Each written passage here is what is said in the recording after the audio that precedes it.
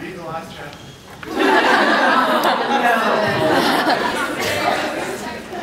This is from the first chapter. Excuse my voice. It's pretty. And there's I'm a wreck. there's a note before the book even starts, just so you are aware. This is John's voice coming out of me. This is not so much an author's note as an author's reminder of what was printed in small type 2 pages ago. This book is a work of fiction. I made it up. Neither novels nor their readers benefit from attempts to divine whether any facts hide inside a story. Such efforts attack the very idea that made-up stories can matter, which is sort of the foundation of human consciousness. I appreciate your cooperation in this matter. Chapter 1. In the winter of my 16th year, my mother decided I was depressed. Presumably because I rarely left the house, spent quite a lot of time in bed, read the same book over and over, ate infrequently, and devoted quite a bit of my abundant free time to thinking about death.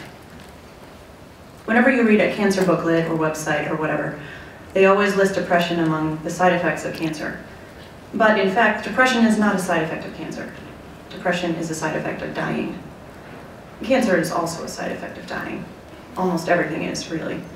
But my mom believed I required treatment, so she took me to see my regular Dr. Jim, who agreed that I was veritably swimming in a paralyzing and totally clinical depression, and that therefore my meds should be adjusted, and also I should attend a weekly support group.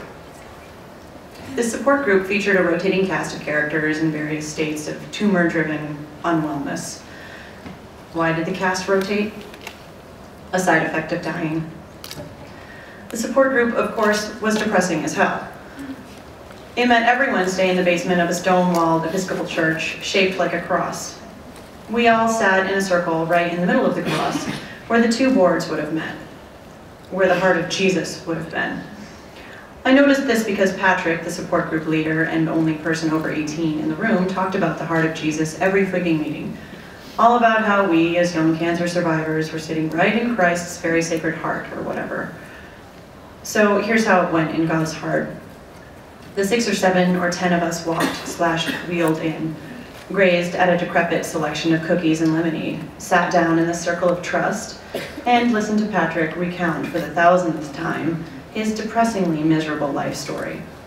How he had cancer in his balls, and they thought he was going to die, but he didn't die, and now here he is, a full-grown adult in a church basement in the 137th nicest city in America, divorced, addicted to video games, mostly friendless, eking out a meager living by exploiting his cancer-tastic past, slowly working his way toward a master's degree that will not improve his career prospects, waiting, as we all do, for the sword of Damocles to give him the relief that he escaped lo those many years ago when cancer took both of his nuts, but spared what only the most generous soul would call his life. And you too might be so lucky. Then we introduced ourselves. Name, age, diagnosis, and how we're doing today. I'm Hazel, and I'd say when they get to me, 16. Thyroid originally, but with an impressive and long settled satellite colony in my lungs. And I'm doing okay. Once we got around the circle, Patrick always asked if anyone wanted to share, and then began the circle jerk of support. Everyone talking about fighting and battling and winning and shrinking and scanning. To be fair to Patrick, he let us talk about dying too, but most of them weren't dying. Most would live into adulthood, as Patrick had. Which meant there was quite a lot of competitiveness about it, with everybody wanting to beat not only cancer itself, but also the other people in the room.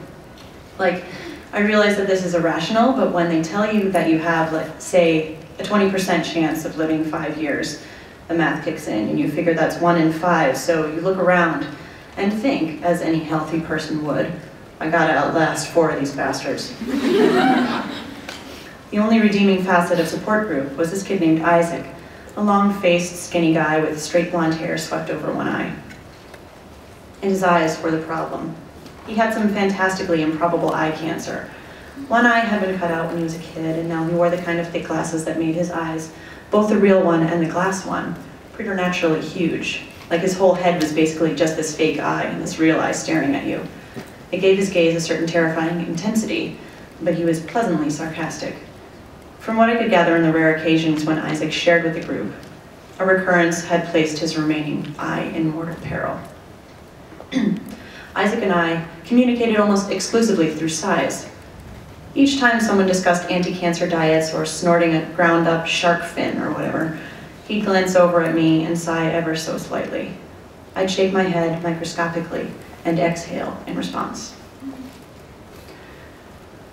So support group blew, and after a few weeks, I grew to be rather kicking and screaming about the whole affair.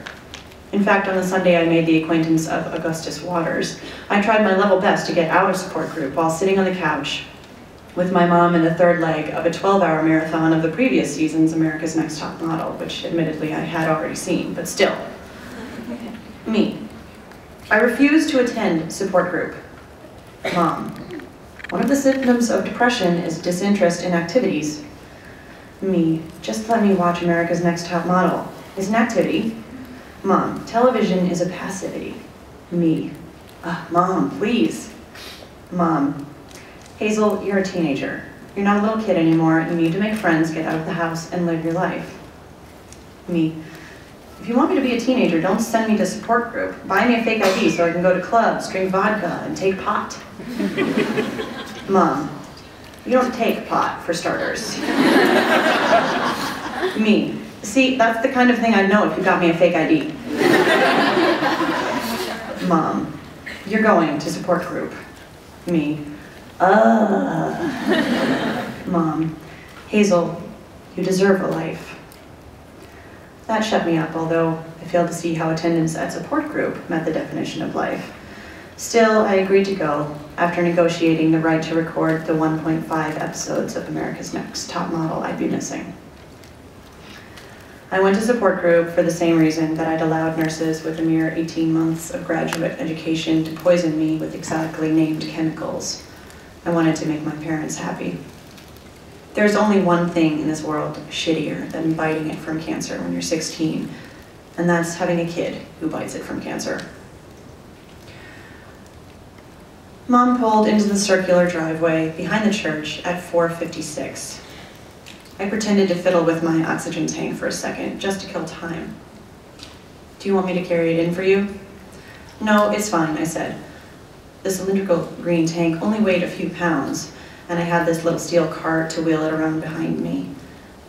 It delivered a liter of oxygen to me each minute through a cannula, a transparent tube that split just beneath my neck, wrapped behind my ears, and then reunited in my nostrils. The contraption was necessary because my lungs sucked at being lungs. I love you, she said as I got out. You too, Mom. See you at 6. Make friends, she said through the rolled down window as I walked away. I didn't want to take the elevator because taking the elevator is a last days kind of activity at support group, so I took the stairs. I grabbed a cookie and poured some lemonade into a Dixie cup and then turned around. A boy was staring at me. I was quite sure I'd never seen him before. Long and leanly muscular, he dwarfed the molded plastic elementary school chair he was sitting in. Mahogany hair, straight and short.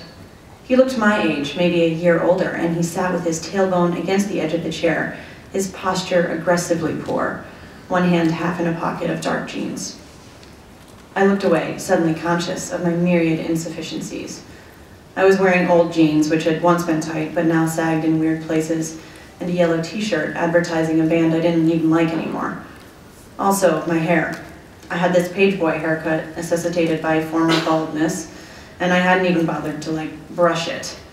Furthermore, I had ridiculously fat chipmunked cheeks, another side effect of treatment. I looked like a normally proportioned person with a balloon for a head. This was not even to mention the cankle situation. And yet, I caught a glance to him, and his eyes were still on me. It occurred to me why they call it eye contact. I walked into the circle and sat down next to Isaac, 2 seats away from the boy. I glanced again. He was still watching me.